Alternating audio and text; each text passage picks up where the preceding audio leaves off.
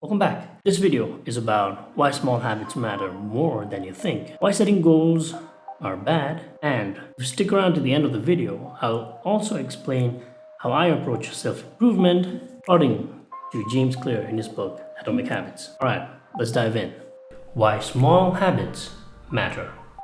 Many a time, we believe that success requires massive actions which are so big that everybody will talk about it. But let's look at it from a different perspective. What if we improve by just 1% daily, no matter what field we are in? What would the difference be?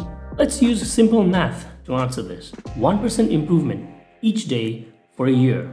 That is 1.01 raised to 365 equals 37.78.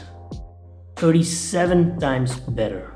Personally, I have been following this with two things currently: learning iOS development and editing videos for YouTube.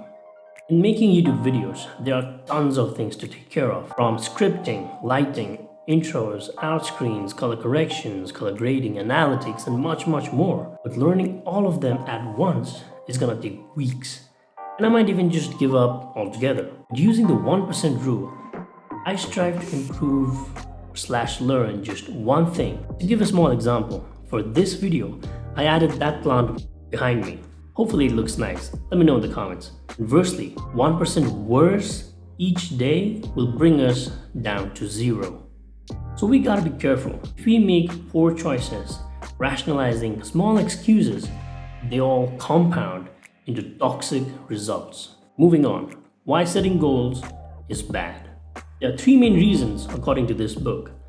Number one, achievers and non-achievers have the same goal. We just tend to concentrate a lot more on that small percentage of people who are able to achieve it that we don't realize there's a huge number of people who couldn't achieve it. This is known as the survivorship bias. Number two, achieving a goal is only a momentary change. Let's thus treat this with a messy room. After taking days to cultivate the energy to clean the room, we have it messy again in just a few days. Basically, we are treating the symptom without addressing the cause. So you see, it's not the results that we need to change, but the systems that cause these results.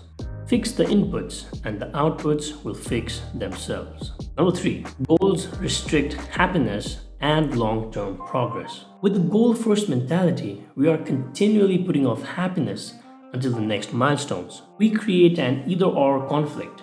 Either we achieve the goal and are successful, or we fail and are a disappointment. This is wrong.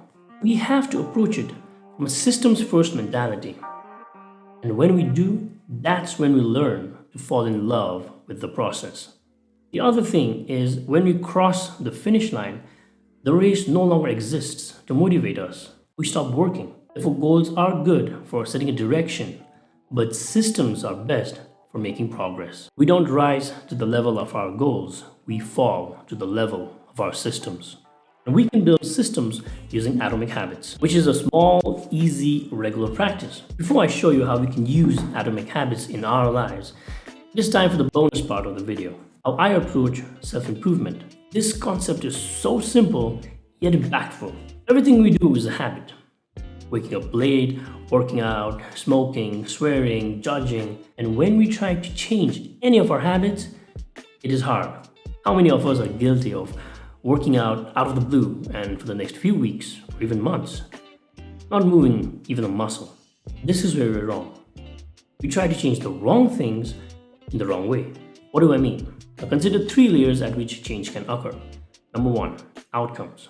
This layer is our goals, like losing weight. Number two is the process. This layer is our habits and our systems. It's what we do. For example, implementing a new workout routine. Number three, identity. This layer is our biases, our beliefs and judgments of ourselves and others. So what we are doing wrong is we focus on the outcome-based approach, what we want. But the better alternative is the identity-based approach, which is who we wish to become. For example, consider two smokers resisting a cigarette. Person 1. No thanks, I'm I'm trying to quit. Person 2. No thanks, I'm not a smoker. First person still believes in something, although is trying to change. But the second person signals a shift in identity. The first person is likely to fail. The ultimate form of motivation, according to this book, is when our habits are a part of our identity, because our pride gets involved with that aspect of that identity. This is how I'm using it. My goal is not to develop one app. My goal is to become an iOS developer. My goal is not to finish one YouTube video. My goal is to become a YouTuber. So how do I use the identity-based approach with these goals? Each time I write one small block of code, I am an iOS engineer. And every time I press the record button, I'm a YouTuber. So how can you do it? Step 1. Decide the type of person you want to be. Step 2. Prove it to yourself with small wins. Remember the 1% rule. The goal is not to read a book. The goal is to become a reader. So every time I read a page, I am a reader. Don't forget to take a screenshot of this. There is no need to be super consistent.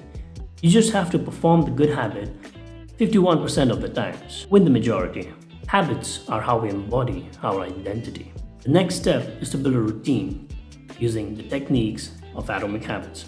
Create an ideal habit-forming routine by breaking down the rest of this book. And that's my next video. If that's something you'd be interested in, keep an eye out. Until then, watch this video. It's the prequel to this video. Have a good day. I'll see you in the next one. Bye for now.